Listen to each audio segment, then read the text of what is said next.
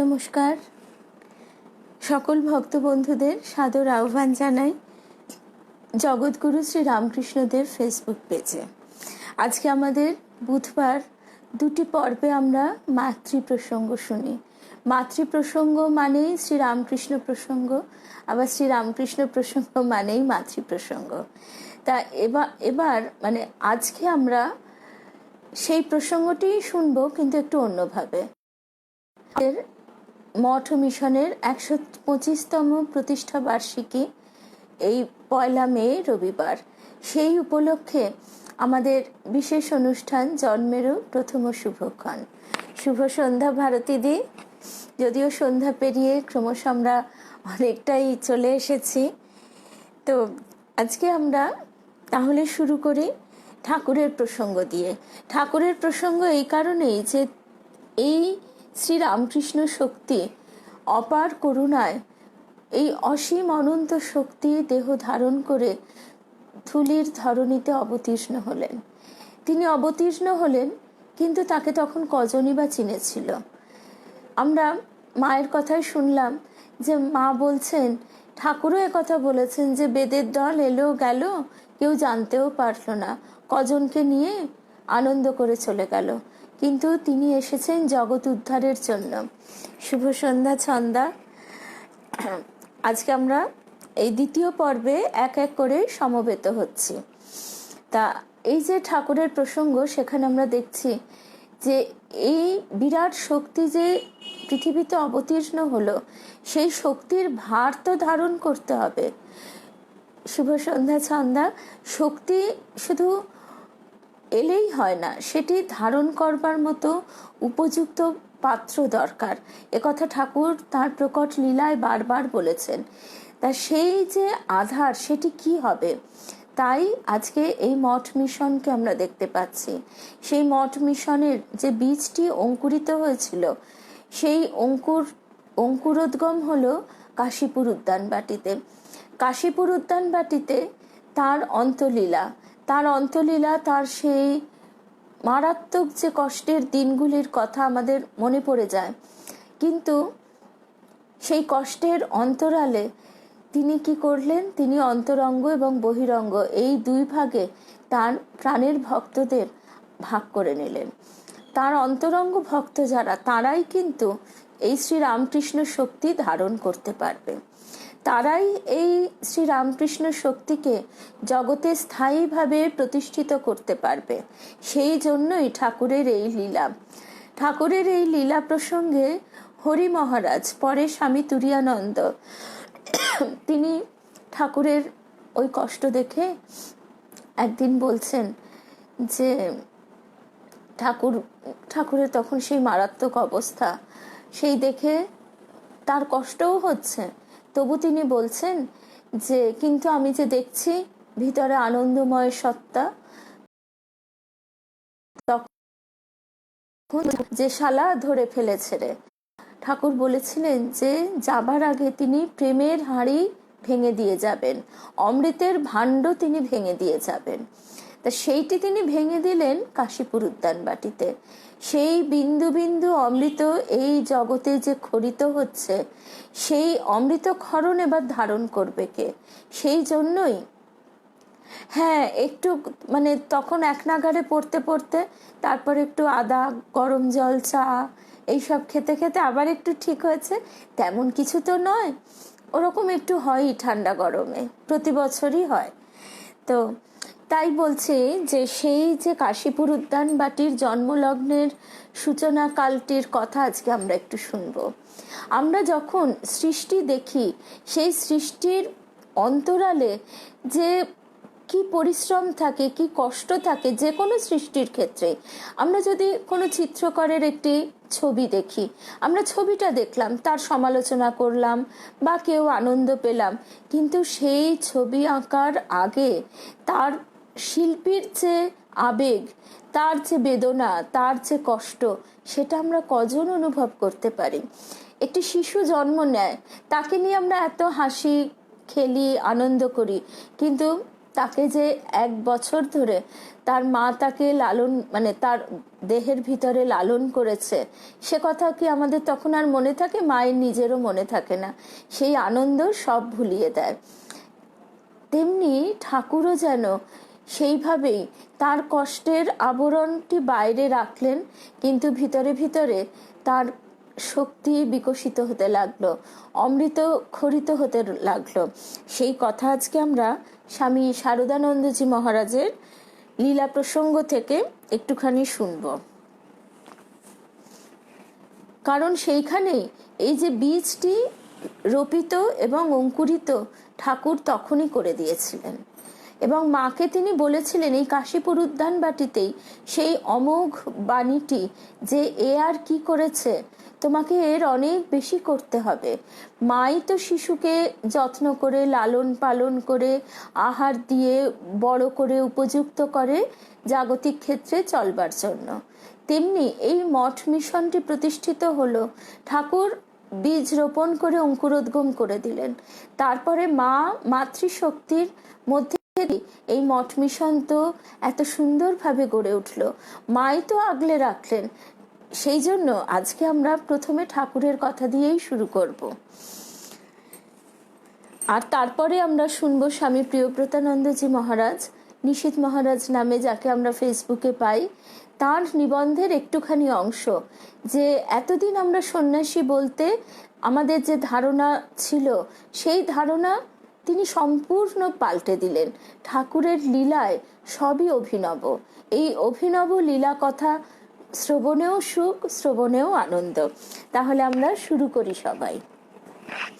আর আমরা সবাই অনেকেই একত্রিত হয়েছি, সমবেত হয়েছি স্বামী শারদানন্দজি মহারাজের লীলা প্রসঙ্গ থেকে শ্রীরামকৃষ্ণের গুরুভাব, সেই জায়গাটা আমরা একটু শুনব। নির্বিকল্প সমাধি লাভের পর ঠাকুরের ভিতরের ছোট আমি বা কাঁচা আমিটার একেবারে লোপ পাইয়াছিল, আর যে আমিত্বটুকু ছিল সেটি আপনাকে বড় আমি বা পাকা আমিটার সঙ্গে চির সংযুক্ত দেখিত। কখনো আপনাকে দেখিত সেই বিশ্বব্যাপী আমিটার অঙ্গ বা অংশ, আবার কখনো তাহার নিকটতম দেশে উঠিয়া সেই বিশ্বব্যাপী আমিতে লীন হইয়া যাইত। এই পথেই ঠাকুরের সকল মনের সকল ভাব আয়ত্তীভূত হইত। কারণ ওই বড় আমিকে আশ্রয় করিয়াই জগতের সকলের মনের যত প্রকার ভাব উঠিতেছে, ঠাকুর ওই বিশ্বব্যাপী আমিকে আশ্রয় করিয়া অনুক্ষণ থাকিতে পারিতেন বলিয়াই বিশ্ব মনে যত ভাব তরঙ্গ উঠিতেছে সকলে ধরিতে ও বুঝিতে সক্ষম হইতেন। তার মানে কি, এই যে অনন্ত চৈতন্য, এই অনন্ত চৈতন্য সাগরে তো আমরা প্রত্যেকে ডুবে রয়েছি, আমরা বুঝতে পারি না, কিন্তু তার ভিতরে যে ডুবে আছে এ কথা সত্য।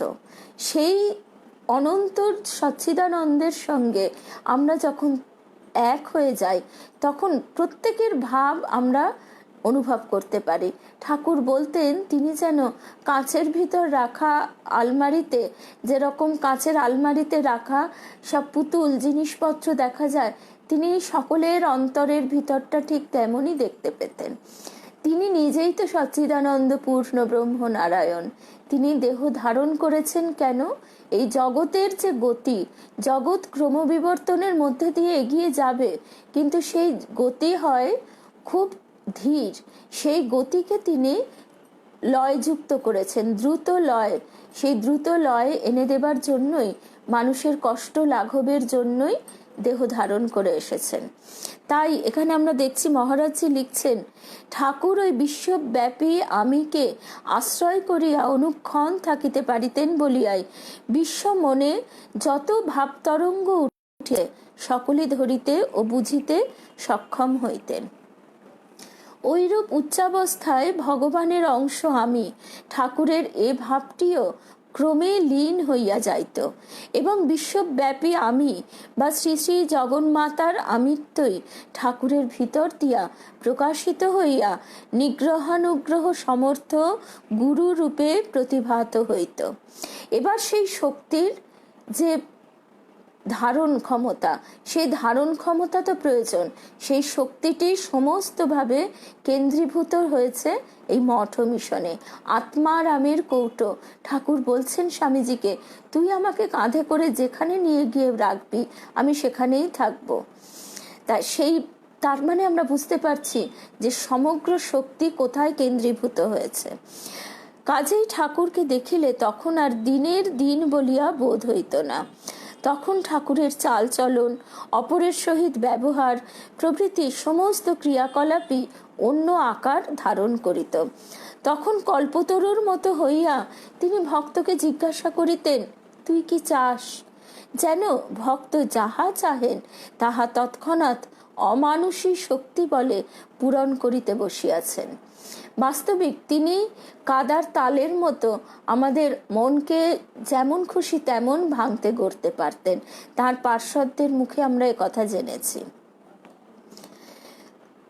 দক্ষিণেশ্বরে বিশেষ বিশেষ ভক্তদিগকে কৃপা করিবার জন্য ঐরূপ ভাবাপন্ন হইতে ঠাকুরকে আমরা নিত্য দেখিয়াছি। আর দেখিয়াছি 1886 খ্রিস্টাব্দের 1 জানুয়ারিতে।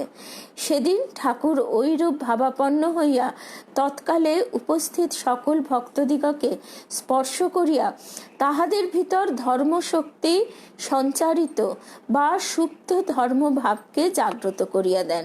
সে এক অপূর্ব কথা।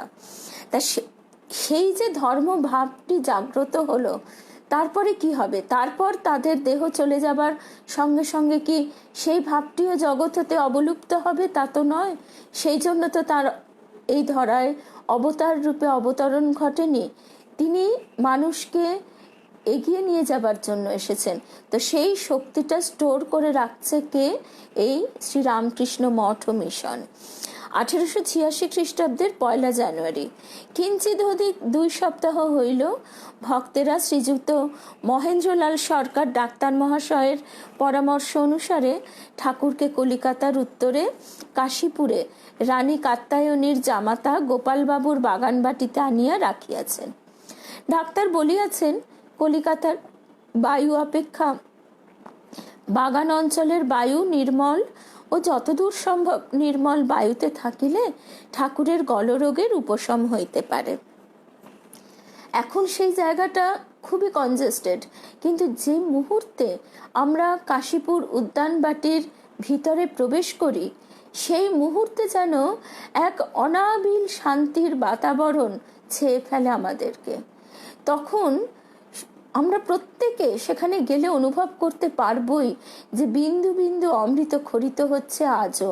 সেই যে অমৃতের ভাণ্ড তিনি ভেঙে দিয়েছেন সেখানে, সেই অমৃত আকাশে বাতাসে ধূলিকণায় আজও কিন্তু অনুপরমাণুর সঙ্গে মিশে আছে। আমাদের সেই গ্রাহক যন্ত্রটিকে ঠিক করতে হবে। সেই গ্রাহক যন্ত্রের উপর যেহেতু অহংকারের প্রলেপ পড়ে রয়েছে, সেই হেতু সেই গ্রহণ ক্ষমতা আমাদের কম, রিসেপটিভিটি পাওয়ার, তাই হয়তো আমরা অনেক সময় বুঝতে পারি না। কিন্তু সেখানে সেই কম্পন এত তীব্র যে কাশীপুর উদ্যানবাটিতে গেলে যে কোনো মানুষেরই মনের একটা আমূল পরিবর্তন অন্তত কিছুক্ষণের জন্য হলেও হবে। একদম। এইটি পূজাও কদিন আগে গেছে, আমারও পরপর 2 বার যাওয়ার সৌভাগ্য হয়েছে এবং আমরা সেখানে নিশ্চয়ই বারবার যাব, নিজেকে সেই বিশ্ববীণার তারের সঙ্গে যাতে বেঁধে নিতে পারি। তারপরে যে কথায় আমরা ছিলাম, বাগানে আসিবার কয়েকদিন পরেই ডাক্তার রাজেন্দ্রলাল দত্ত ঠাকুরকে দেখিতে আসেন এবং লাইকোপোডিয়াম 200 ঔষধ প্রয়োগ করেন। উহাতে গলরোগটার কিছু উপকারও বোধ হয়। ঠাকুর কিন্তু এখানে আসা অবধি বাটির দ্বিতল হইতে একদিন একবারও নিচের তলে নামেন নাই বা বাগানে বেড়াইতে বেড়ান নাই। আজ শরীর অনেকটা ভালো থাকায় অপরাহ্নে বাগানে বেড়াইবার ইচ্ছা প্রকাশ করিয়াছেন। ভক্তেরা আজ বিশেষ আনন্দিত। স্বামী বিবেকানন্দের তখন তীব্র বৈরাগ্য। সাংসারিক উন্নতি কামনা সমূহ ত্যাগ করিয়া ঠাকুরের নিকট বাস করিতেছেন। ঠাকুর তো স্বামীজিকে অখণ্ডের ঘর হতে গলা জড়িয়ে শিশুরূপে ডেকে নিয়ে এসেছেন। তিনি তখন সেখানে ধ্যানমগ্ন ঋষি। তিনি স্মিত হাস্যে ঘাড় নাড়লেন, চোখ একটু চেয়ে। ঠাকুর বলছেন যে আমি আসছি, তুমি এসো। তা সেই যে ঘনীভূত শক্তি, সেই শক্তি এখানেই তিনি স্বামীজিকে দিলেন। স্বামীজিকে দিয়ে তিনি বললেন যে আজ আমি তোকে সব দিয়ে ফতুর হলুম। কেন? স্বামীজি সেই আজকে যদি আমরা বটগাছের একটা বীজ দেখি, আমরা জানি তাই, না জানলে তো কল্পনাই করতে পারতাম না, শুধু বীজটা দেখলে যে এখান থেকে কত বড় গাছ হতে পারে এবং সেই গাছ আমাদের কত ছায়া দিতে পারে, কত পশু পাখিকে আশ্রয় দিতে পারে। আজকে মঠ ও মিশন কিন্তু ঠিক সেই রকমভাবে ক্রমশ বিস্তৃত হচ্ছে, কিন্তু সেই সময় কেউ সেটা ভাবতেই পারেনি, কারোর কল্পনাতেই আসেনি। তাই অবতার লীলা আমাদের কল্পনারও অতীত, এমনই তার মাহাত্ম্য। স্বামী বিবেকানন্দের তখন তীব্র বৈরাগ্য, সাংসারিক উন্নতি কামনা সমূহ ত্যাগ করিয়া ঠাকুরের নিকটে বাস করিতেছেন ও তাহার দ্বারা উপদিষ্ট হইয়া শ্রী ভগবানের দর্শনের জন্য নানা প্রকার সাধন করিতেছেন। সমস্ত রাত্রি বৃক্ষতলে ধুনি বা নিশ্চয়ই ছন্দা যেতে পারবে, তার কাছে আকুল প্রার্থনা জানালে তিনি তেমনি যোগাযোগ ঘটিয়ে দেবেন। সারা সমস্ত রাত্রি বৃক্ষতলে ধুনি বা অগ্নি জ্বালাইয়া ধ্যান, জপ, ভজন, পাঠ ইত্যাদিতেই থাকেন। অপর কয়েকজন ভক্ত যথা ছোট গোপাল, কালী মানে স্বামী অভেদানন্দজি ইত্যাদি আবশ্যকীয় দ্রব্যাদি আনয়ন প্রভৃতি করিয়া তাহাকে ওই বিষয়ে সাহায্য করেন এবং আপনারাও যথাসাধ্য ধ্যান ভজন করেন। গৃহী ভক্তেরা বিষয়কর্মাদিতে নিযুক্ত থাকায় সর্বদা ঠাকুরের সেবায় আসিতে পারেন না, নিকটে থাকিতে পারেন না। সুবিধা পাইলেই আসা যাওয়া করেন এবং যাহারা ঠাকুরের সেবায় নিরন্তর ব্যাপৃত তাহাদের আহারাদির সকল বিষয়ের বন্দোবস্ত করিয়া দেন। কখনো কখনো একাধ দিন থাকিয়াও যান। তখন থেকেই তাহলে আমরা দেখছি যে তার গৃহী ভক্ত একদল আর ত্যাগী সন্তানরা সেখানে সব জমায়েত হচ্ছে। তখনও কিন্তু তারা সেই অর্থে গেরুয়া ধারণ করেননি। আর ইংরেজি বর্ষের প্রথম দিন বলিয়া ছুটি থাকায় অনেকেই কাশীপুরের বাগানে উপস্থিত হইয়াছেন। অপরাহ্ন বেলা 3টা বাজিয়া গিয়াছে। ঠাকুর লাল পেড়ে ধুতি, একটি পিরান, লাল পাড় বসানো একখানি মোটা কাপড়, কান ঢাকা টুপি ও চটি জুতাটি পরিয়া স্বামী অদ্ভুতানন্দের সহিত উপর হইতে ধীরে ধীরে নিচে নামিলেন এবং নিচেকার হলঘরটি দেখিয়া পশ্চিমের দরজা দিয়া বাগানের পথে বেড়াইতে চলিলেন। গৃহী ভক্তেরা কেহ কেহ ঠাকুর ওইরূপে বেড়াইতে যাইতেছেন দেখিতে পাইয়া সানন্দে তাহার পশ্চাৎ পশ্চাৎ যাইতে লাগিলেন।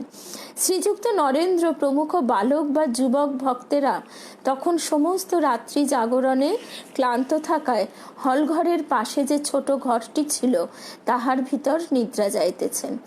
শ্রীযুত লাটু তাহাদিগকে ওইরূপে যাইতে দেখিয়া ঠাকুরের সহিত স্বয়ং আর অধিক দূর যাওয়া হলঘরের সম্মুখে ক্ষুদ্র পুষ্করিণীটির দক্ষিণ পাড় পর্যন্ত আসিয়াই ফিরিলেন এবং অপর একজন যুবক ভক্তকে ডাকিয়া লইয়া ঠাকুর উপরে যে ঘরটিতে থাকেন সেটি ঝাঁটপাট দিয়া পরিষ্কার করিতে ও ঠাকুরের বিছানা প্রভৃতি রৌদ্রে দিতে ব্যাপৃত হইলেন। এইবার আমরা দেখব গিরিশ ঘোষ, তাঁর কি প্রবল অনুরাগ। তিনি তার অদ্ভুত বিশ্বাসের মানে ঠাকুর তার অদ্ভুত বিশ্বাসের ভূয়সী প্রশংসা করিয়া অন্য ভক্তগণকে বলেছিলেন, গিরিশের 5 শিকে 5 আনা বিশ্বাস, ইহার পর লোকে ওর অবস্থা দেখে অবাক হবে। সে কোন গিরিশ যে কিনা বারাঙ্গনা গৃহে যার নিত্য যাতায়াত, যে কিনা মদ্যপ, যে কিনা নিজেই বলেছে যে তার মদের বোতল জড়ো করলে হিমালয় ছুঁয়ে যাবে, যিনি নিজেই বলছেন যিনি বসলে হেন পাপ কাজ নাই যে তিনি করেছেন, যে তিনি বসলে মাটি 7 হাত অব্দি অশুদ্ধ হয়ে যায়, সেই গিরিশ তাকে চিনতে পারছে। পুরো ঘটনাটাই কিরকম অভিনব। লোকে, ঠাকুর বলছেন, ইহার পর লোকে ওর অবস্থা দেখে অবাক হবে। বিশ্বাস ভক্তির প্রবল প্রেরণায় গিরিশ তখন হইতে ঠাকুরকে সাক্ষাৎ ভগবান, আমরা এখানে লীলা প্রসঙ্গ থেকেই শুনছি, জীবোদ্ধারের জন্য কৃপায় অবতীর্ণ বলিয়া অনুক্ষণ দেখিতেন, এবং ঠাকুর তাহাকে নিষেধ করিলেও তাহার ওই ধারণা সকলের নিকট প্রকাশ্যে বলিয়া বেড়াইতেন। হ্যাঁ শ্রাবণী, এখন আমরা শুভরাত্রি জানাবো না, আমরা এখন অনেকটা প্রসঙ্গ শুনবো, তারপরে জয় রামকৃষ্ণ বলে আমাদের শুভরাত্রি। গিরিশও সেদিন বাগানে উপস্থিত আছেন এবং শ্রীযুত রাম প্রমুখ অন্য কয়েকটি গৃহী ভক্তের সহিত একটি আম গাছের তলায় বসিয়া কথোপকথন করিতেছেন। ঠাকুর ভক্তগণ পরিবৃত হইয়া উদ্যান মধ্যস্থ প্রশস্ত পথটি দিয়া বাগানের গেটের দিকে ধীরে ধীরে অগ্রসর হইতে হইতে প্রায় মধ্যপথে আসিয়া পথের ধারে আম গাছের ছায়ায় শ্রীযুত রাম ও শ্রীযুত গিরিশকে দেখিতে পাইলেন এবং গিরিশকে সম্বোধন করিয়া বলিলেন, গিরিশ, তুমি কি দেখেছ যে অত কথা যাকে তাকে বলে বেড়াও? সহসা ওইরূপ জিজ্ঞাসিত হইয়াও গিরিশের বিশ্বাস টলিল না। তিনি সসম্ভ্রমে উঠিয়া রাস্তার উপরে আসিয়া ঠাকুরের পদতলে জানু পাতিয়া করজোড়ে উপবিষ্ট হইলেন এবং গদগদ কণ্ঠে বলিলেন, ব্যাস বাল্মীকি যাহার কথা বলিয়া অন্ত করিতে পারেন নাই, আমি তাহার সম্বন্ধে অধিকার কি বলিতে পারি? আজকে আমরা ঠাকুরকে অবতার রূপে, পূর্ণ ব্রহ্ম নারায়ণ রূপে অনেকেই চিনছি, অনেকেই সেই অনুভব, সেই উপলব্ধি, সেই বিশ্বাস করতে শিখছি, কিন্তু সেই যুগে, সেই সময় ঠাকুর যদি কৃপা করে গিরিশের মধ্যে দিয়ে, স্বামীজির মধ্যে দিয়ে এই লীলা না করতেন, নিজেকে নিজে চিনিয়ে না দিতেন, তাহলে সেই অসীম অনন্ত শক্তিকে কে চিনতে পারত? তাই আজকে এই যে মঠ মিশনকে যা আমরা দেখছি, তার সূচনা কিন্তু এইখান থেকেই। গিরিশের ঐরূপ অদ্ভুত বিশ্বাসের কথা শুনিয়া ঠাকুরের সর্বাঙ্গ রোমাঞ্চিত হইয়া উঠিল এবং মন উচ্চভূমিতে উঠিয়া তিনি সমাধিস্থ হইলেন। গিরিশও তখন ঠাকুরের সেই দেবভাবে প্রদীপ্ত মুখমণ্ডল দেখিয়া উল্লাসে চিৎকার করিয়া জয় রামকৃষ্ণ বলিয়া বারবার পদধূলি গ্রহণ করিতে লাগিলেন।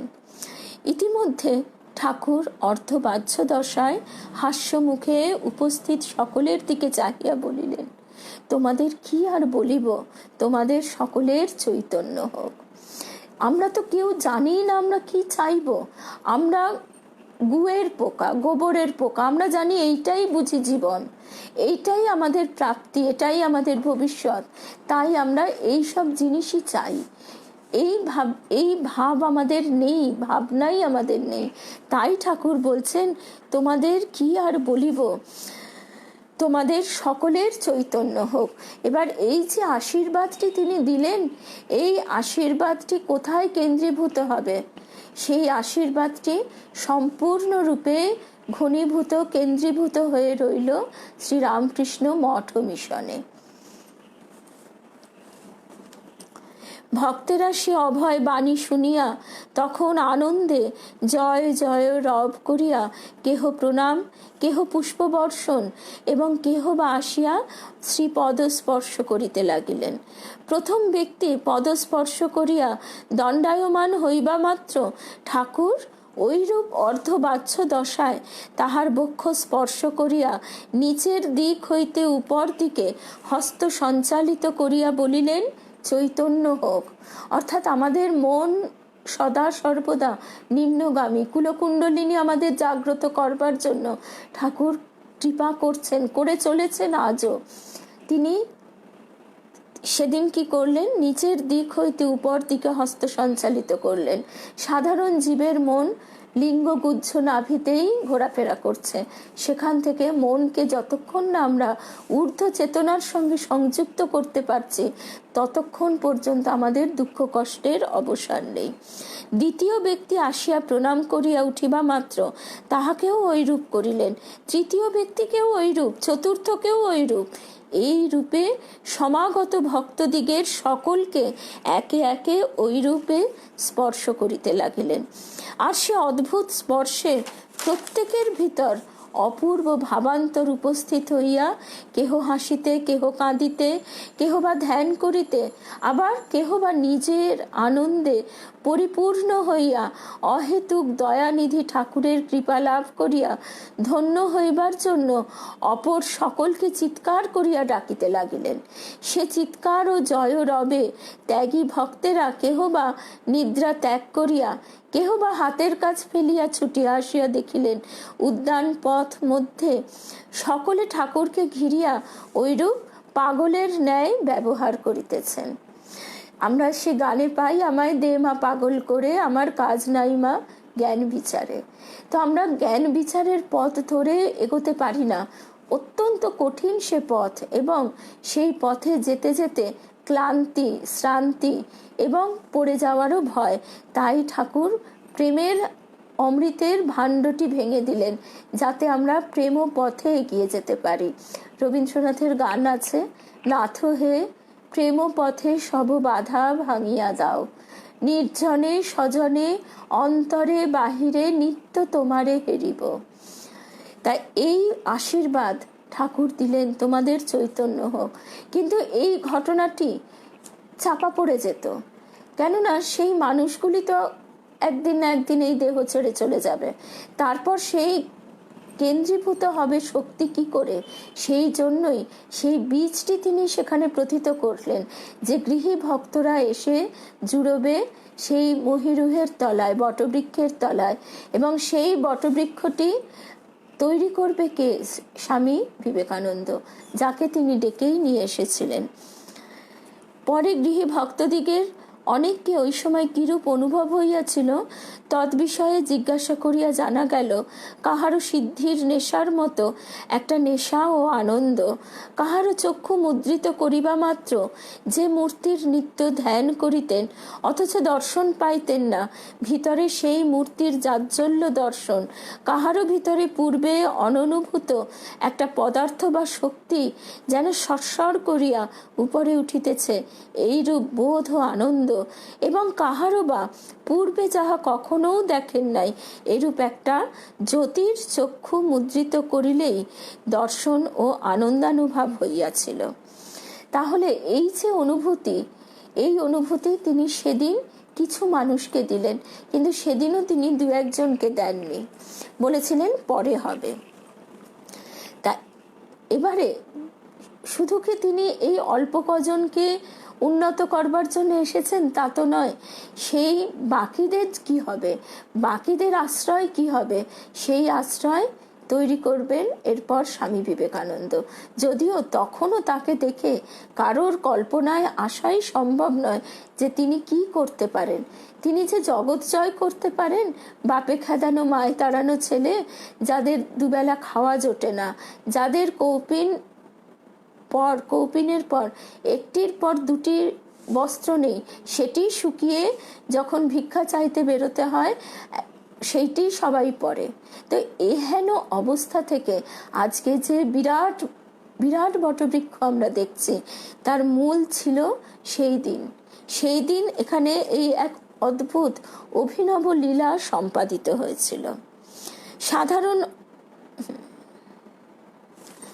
তারপরে আমরা দেখছি যে স্বামী শারদানন্দজি মহারাজ বলছেন যে অতএব বেশ বোঝা যাইতেছে কাঁচা বা ছোট আমিত্বটাকে সম্পূর্ণরূপে বিসর্জন করিতে পারিয়াছিলেন বলিয়াই ঠাকুর বিশ্বব্যাপী আমি বা শ্রী শ্রী জগদম্বার শক্তি প্রকাশের মহান যন্ত্রস্বরূপ হইতে পারিয়াছিলেন, এবং ওই কাঁচা আমিটাকে একেবারে ত্যাগ করিয়া যথার্থ দিনের দিন অবস্থায় উপনীত হইয়াছিলেন বলিয়াই ঠাকুরের ভিতর দিয়া শ্রী শ্রী জগন্মাতার লোকগুরু জগৎগুরু ভাবটির এইরূপ অপূর্ব বিকাশ সম্ভব হয়েছিল।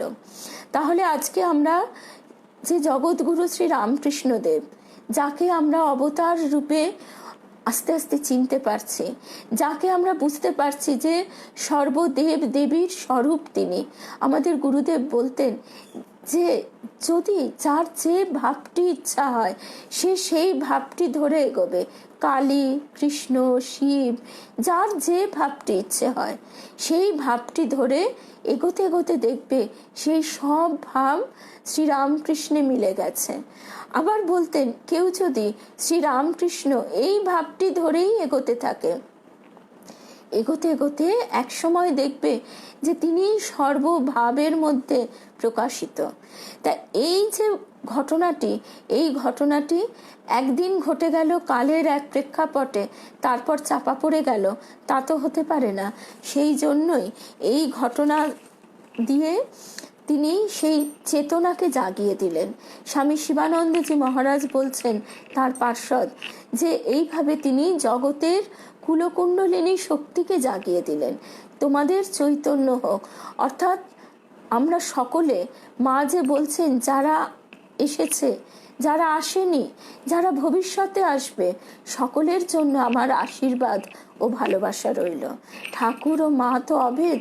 ঠাকুর মায়ের মধ্যে দিয়ে মাতৃরূপে আমাদের সঙ্গে লীলা করছেন, এবং এই যে অন্তরালে থেকে গোপন লীলা তাদের চলছে, সেই গোপন লীলার ঘনীভূত স্থলটি আজকে এই শ্রীরামকৃষ্ণ মঠ মিশন, যেখান থেকে সমস্ত কৃপা বিচ্ছুরিত হচ্ছে এবং আরও বহু জায়গায় এরকম শক্তি স্ফুরিত হচ্ছে।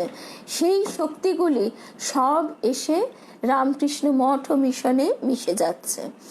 এইভাবেই ঠাকুরের যে জগৎ উদ্ধার, সেই জগৎ উদ্ধারের কাজটি আমরা দেখতে পাচ্ছি। ঠাকুর স্বয়ং বলছেন যে যখন বড় জাহাজ নদীর মাঝখান দিয়ে যায়, তখন নদীর পাড়ে যারা থাকে টেরটি পায় না, কিন্তু বেশ কিছুক্ষণ পরে নদীর পাড়ে ধপাং ধপাং শব্দ হয়, তখন বুঝতে পারে যে কত বড় জাহাজ গেল। এই যে ঠাকুরের কাশীপুরের লীলা, এও ঠিক তেমনি। তাই এবারে আমরা দেখব স্বামী প্রিয়ব্রতানন্দজি মহারাজ, যাকে আমরা ফেসবুকে নিশীথ মহারাজ নামে পাই, তাকে প্রণাম জানিয়ে আমরা এবার তার একটি নিবন্ধ থেকে, সেটি একটি দীর্ঘ নিবন্ধ, স্বামী বিবেকানন্দের অনুধ্যান, সেখান থেকে আমরা একটুখানি অংশ শুনব যে স্বামীজি এইবার কিভাবে সেই রথ চক্র এগিয়ে নিয়ে গেলেন, সেই রথকে তিনি কিভাবে টেনে নিয়ে গেলেন। রবীন্দ্রনাথের গানে আমরা পাই, উড়িয়ে ধ্বজা অভ্রভেদী রথে, ওই যে তিনি, ওই যে বাহির পথে। তিনি সেই দিন থেকে সকলের মধ্যে দিয়ে এই রথ যে এগিয়ে যাবে, সেই শক্তি প্রকাশিত হবে, সেই ব্যবস্থাটি করে দিলেন।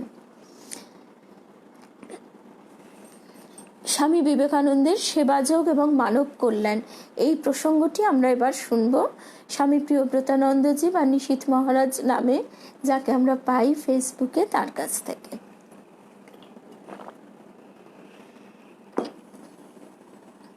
ঠাকুরের অভিনব আরেকটি ব্যাপার যে এতদিন ঠাকুরের আগমনের পূর্ব পর্যন্ত এই শাস্ত্র পাঠ ছিল এক কঠিন ব্যাপার, কারণ আমরা সেই সত্য যুগ থেকে, ঋষিদের উপনিষদের যুগ থেকে অনেকটা যে সরে এসেছি, আমাদের সেই ভাবটি চলে গেছে। আমাদের মধ্যে জাগতিক স্থূল ভাব, পরস্পরের প্রতি হিংসা, বিদ্বেষ ইত্যাদি ভাবগুলি অনেক বেশি সক্রিয় হয়ে উঠেছে। কলিকে বলা হচ্ছে একেবারে পাপে পরিপূর্ণ। পাপ মানে কি? ঈশ্বর থেকে যা যত দূরে সরে যায় সেটি হচ্ছে পাপ, আর যা আমাদের ঈশ্বরের দিকে নিয়ে যায় তাই হচ্ছে পুণ্য। তাই এবার আমরা ঈশ্বরাভিমুখী কি করে হব? তার জন্য ঠাকুর সবচেয়ে সহজ পথটি দেখালেন। সহজ পথটি এতদিন শাস্ত্র পড়েও যা মানুষের শিখতে অনেক সময় লেগেছে, সেইটি তিনি বললেন এক কথায়, শিব জ্ঞানে জীব সেবা, নিষ্কাম কর্মযোগ। এই কথা যদি আমরা গীতায় পড়তে থাকি এবং নিজেরা যদি চেষ্টা শুরু করি, তাহলে দেখা যাবে যে পথটি কিন্তু অত্যন্ত কঠিন। ঠাকুর তাই আমাদের একেবারে সহজ সরল পথ দেখালেন। গীতার মূল কথাটা বলে দিলেন যে গীতা 10 বার বললে যা হয় ত্যাগ, ত্যাগী ত্যাগী ত্যাগী, অর্থাৎ ত্যাগ ছাড়া এবং শরণাগতি ছাড়া আমাদের কোনো কিছুই সম্ভব নয়। শরণাগতি, ত্যাগ, বৈরাগ্য এবং শিবজ্ঞানে জীব সেবা।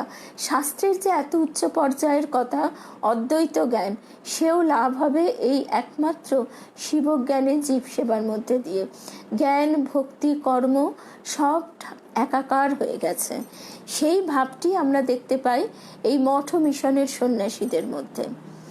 আমরা এবার চলে আসি আমাদের মহারাজজির যে নিবন্ধটি সেইখানে। মানুষকে সাধ্যমতো সাহায্য করার কথা সব শাস্ত্রে, সব ধর্মে, সব জাতির মধ্যেই উজ্জ্বলভাবে বলা হয়েছে। কত স্বেচ্ছাসেবী সংস্থা, কত সমাজসেবী সংস্থা, কত শিক্ষাক্ষেত্র দুর্গত সেবায় ত্রাণ কাজ করে কতভাবেই না মানুষের সেবা করে চলেছে ও সমাজ ও জাতির প্রশংসা পাচ্ছে।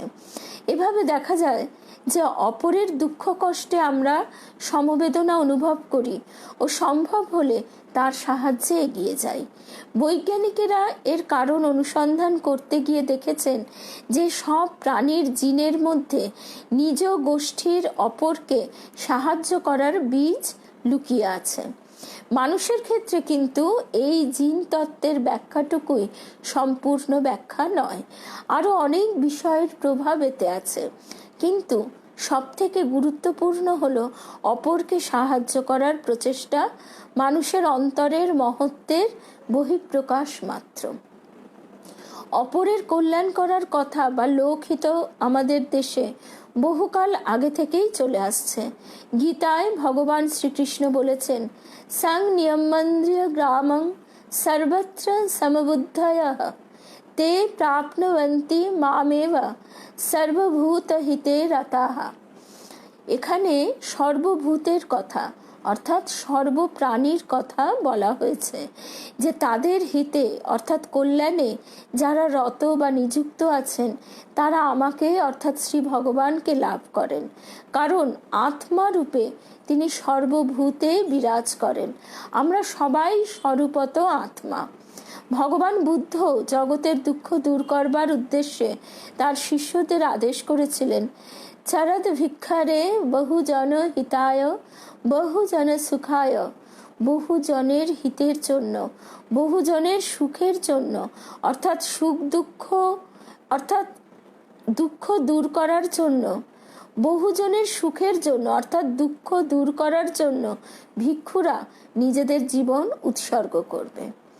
আচার্য শঙ্কর তার বিবেক চূড়ামণিতে বলেছেন, সর্বকর্ম ত্যাগ করে সন্ন্যাসী হয়ে ব্রহ্মজ্ঞান লাভ করে থাকলেও এরা বসন্ত বল্লৌক হিতাং চরন্তঃ, অর্থাৎ কিনা বসন্ত ঋতুর মতো না চাইতেই কোনো প্রতিদানের আশা না রেখে জাতি, ধর্ম, বর্ণ, কর্ম নির্বিশেষে সবার হিত কাজে রত থাকেন। অর্থাৎ অপরের হিত বা উপকার করা এত মহান কর্ম যে ব্রহ্মজ্ঞান লাভের পর সমস্ত কর্ম ত্যাগ হয়ে গেলেও অপরের হিত করা ত্যায্য হয় না। স্বামীজি তিনি নির্বিকল্প সমাধি লাভ করার পর ঠাকুরের কাছে চেয়েছিলেন সেই অবস্থাটি তার স্থায়ী হোক। ঠাকুর বললেন, ছি ছি, আমি ভেবেছিলাম যে তুই বটবৃক্ষ হবি, তোর কাছে হাজার হাজার মানুষ আশ্রয় পাবে। তা আজকে আমরা দেখছি হাজার হাজার নয়, লক্ষ লক্ষ জীব, লক্ষ লক্ষ আমাদের মতন জাগতিক কষ্ট পাওয়া মানুষ আশ্রয় নিতে পাগলের মতো ছুটে চলেছে। ঠাকুর সেই কবে কথা বলেছেন, কবে সেই বীজ রোপিত হয়েছে, আজকে সেই বীজ কিন্তু অঙ্কুরিত হতে হতে ক্রমশ বিস্তৃত হচ্ছে এবং আরো বিস্তৃত যে হবে সে কথাও অনস্বীকার্য। স্বামীজি বলছেন যে এই ভাবধারা ১৫০০ বছর ধরে প্রবাহিত হবে। এখন তো আমরা দাঁড়িয়ে আছি মাত্র ১২৫ বছরে। লীলা প্রসঙ্গে আছে একদিন, তার আগে আরেকটি কথা আমরা বাদ দিয়ে যাচ্ছিলাম। স্বামী বিবেকানন্দ অপরের দুঃখ মোচনকে এই যুগের প্রধান সাধনা বলেছেন। তিনি বলেছেন, দেশের একজন মানুষও যতদিন অভুক্ত থাকবে ততদিন আমার কাজ হবে তাকে খাওয়ানো।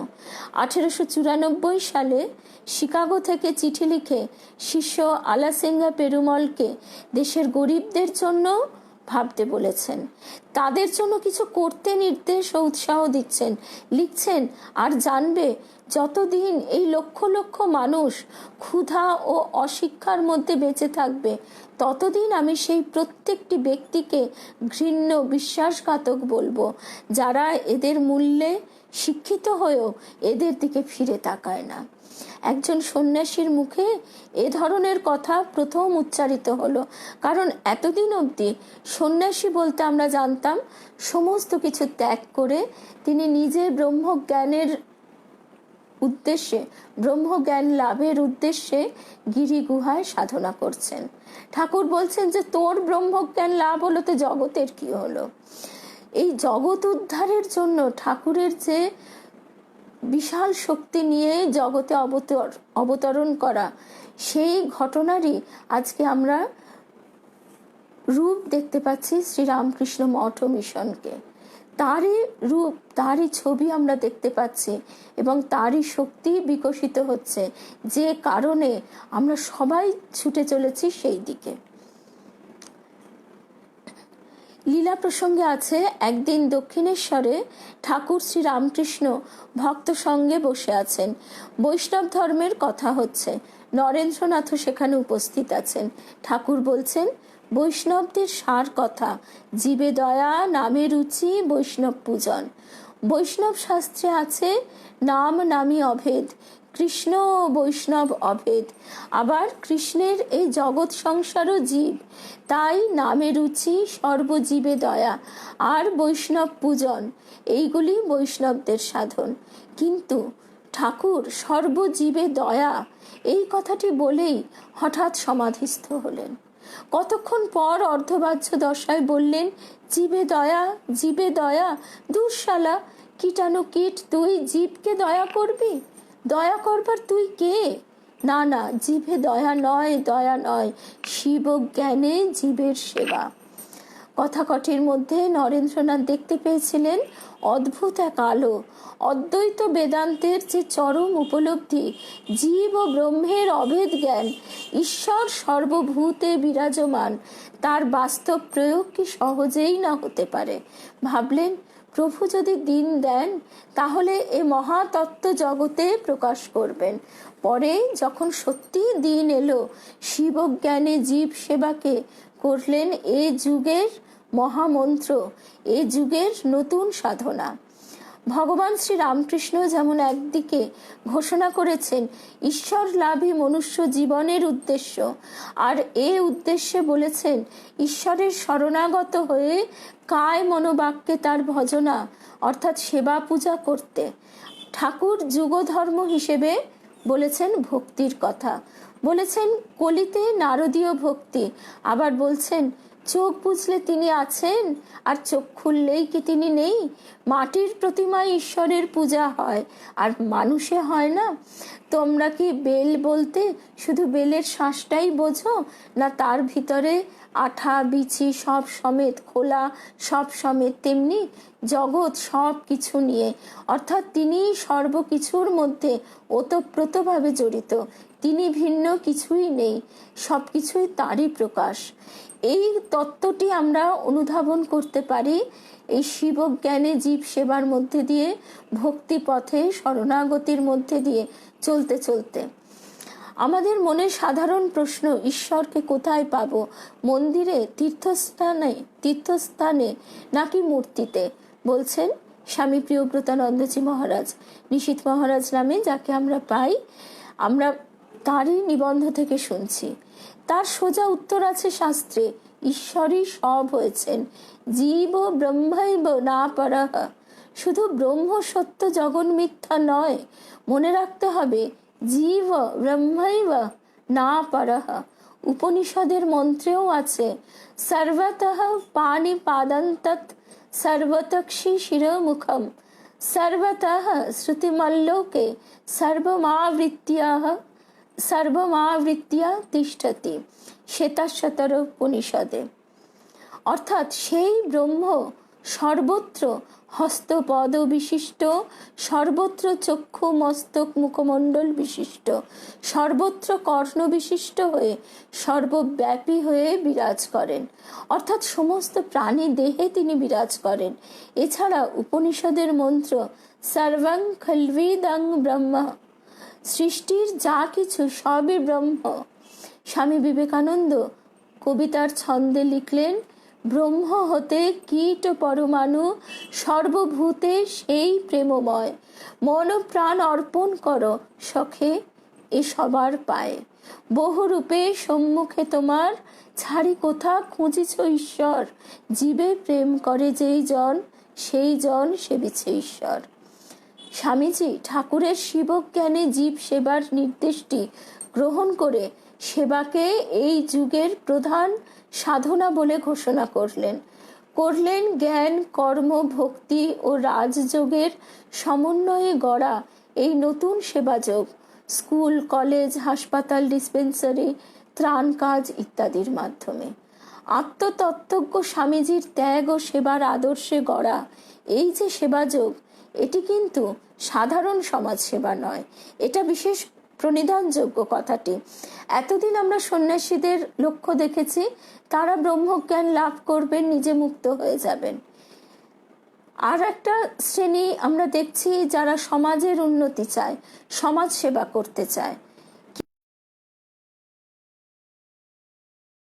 কিন্তু দিচ্ছেন আত্মতত্ত্বজ্ঞ স্বামীজির ত্যাগ ও সেবার আদর্শে গড়া এই যে সেবাযোগ, যেটা আমাদের মঠ মিশনের মূল কথা, মূল শিক্ষা, এটি কিন্তু সাধারণ সমাজ সেবা নয়, জগতের উপকার করাও নয়, আত্মসাক্ষাৎকারের উদ্দেশ্যে এক সাধনা বিশেষ। স্বামীজি ঠাকুরেরই নির্দেশে, ঠাকুরেরই দেখানো পথে বিরাট রূপী ভগবানের সেবার এক নতুন রূপ দিয়ে গেলেন আমাদের জন্য, মানুষ প্রতিমার মধ্যে শিবকে সেবা করবার জন্য। স্বামীজি গুরু ভাইদের লিখলেন, শুনেছ মাতৃদেব ভব, পিতৃদেব ভব, অতিথি দেব ভব, তৈত্তিরীয় উপনিষদে। আমি বলি দরিদ্র দেব ভব, মূর্খ দেব ভব। ঈশ্বর দরিদ্রের বেশে আমাদের সেবা চান, তিনি আমাদের সেবা গ্রহণ করলে আমরাই ধন্য হয়ে যাই। আর শিষ্যদের বললেন, এদের জন্য কাজ করতে করতে তোরা মরে যা, আমি দেখে খুশি হই।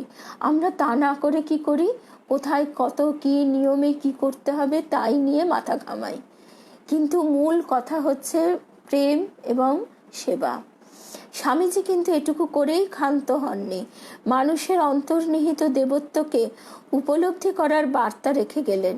শ্রীরামকৃষ্ণ সংঘের স্থায়ী রূপ দিয়ে দিকে দিকে তার বাণী ছড়িয়ে দেওয়ার দায়ভারও অর্পণ করে গেলেন।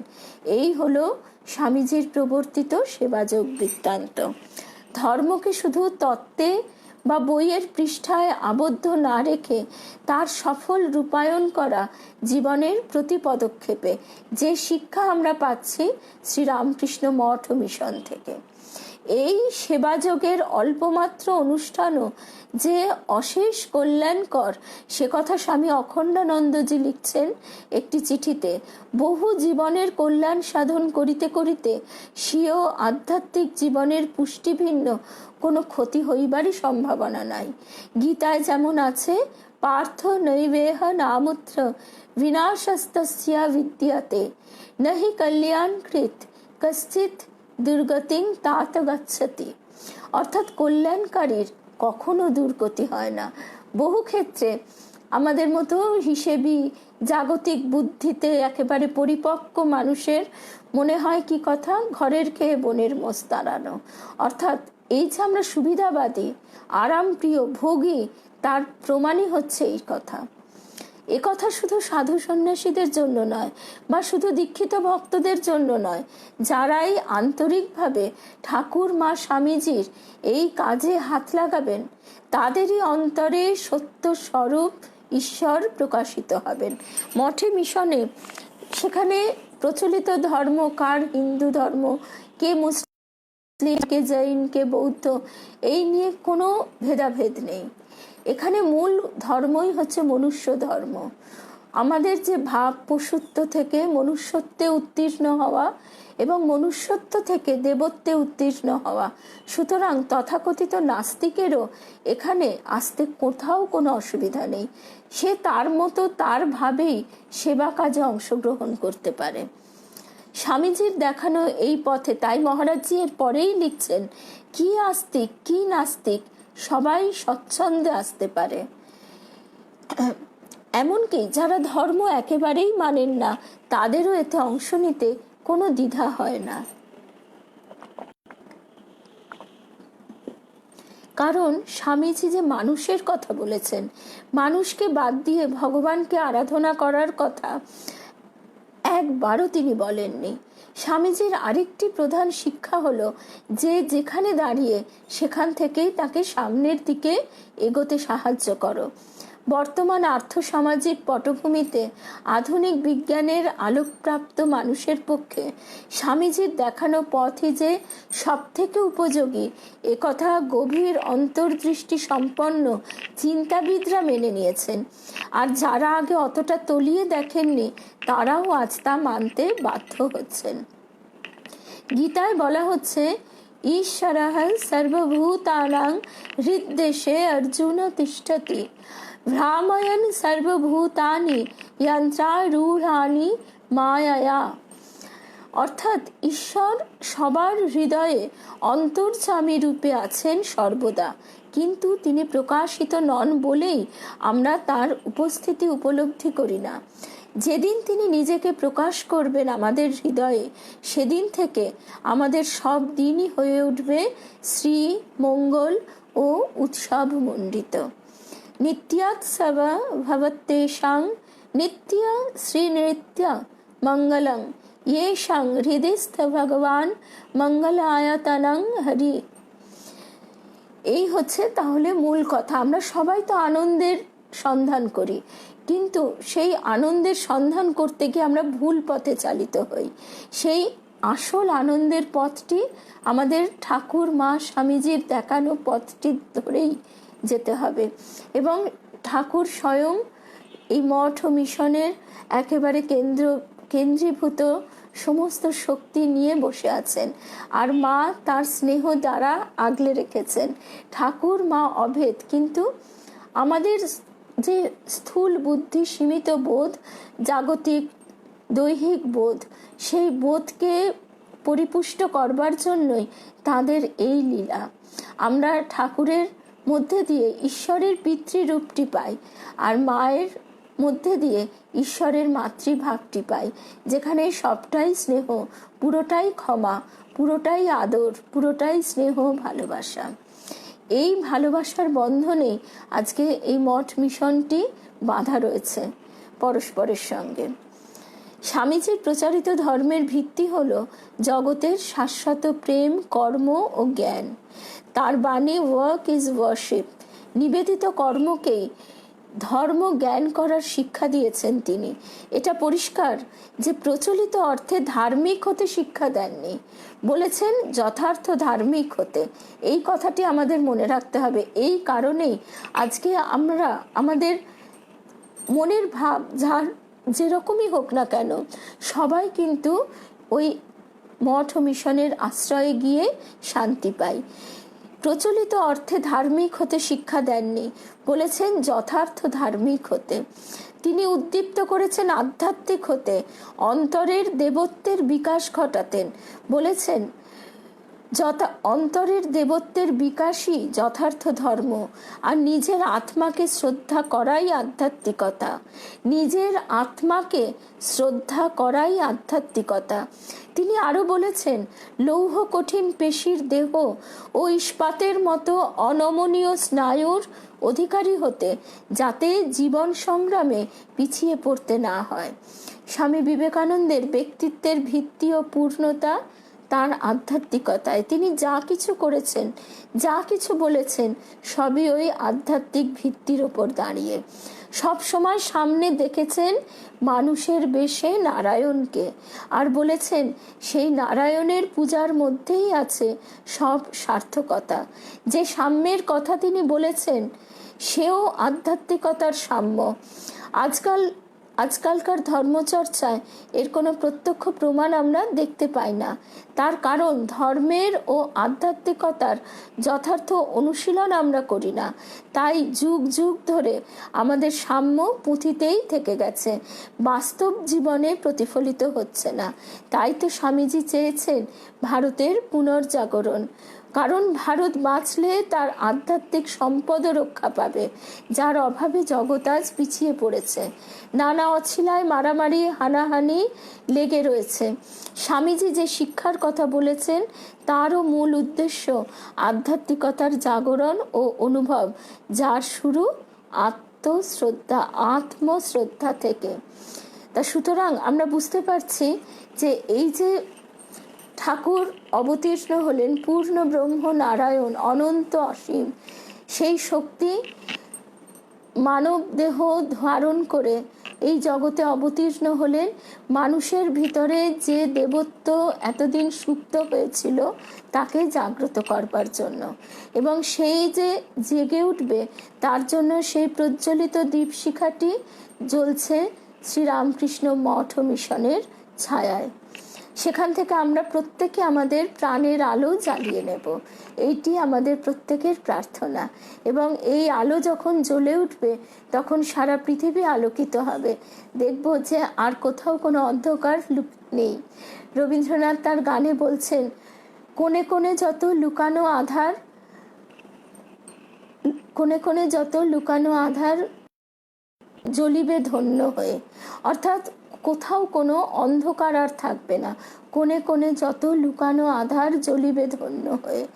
সমস্ত অন্ধকারই আলোতে পরিণত হবে। এবং আজকে আমরা এই মঠ মিশনের 125তম প্রতিষ্ঠা বার্ষিকী উদযাপন করছি।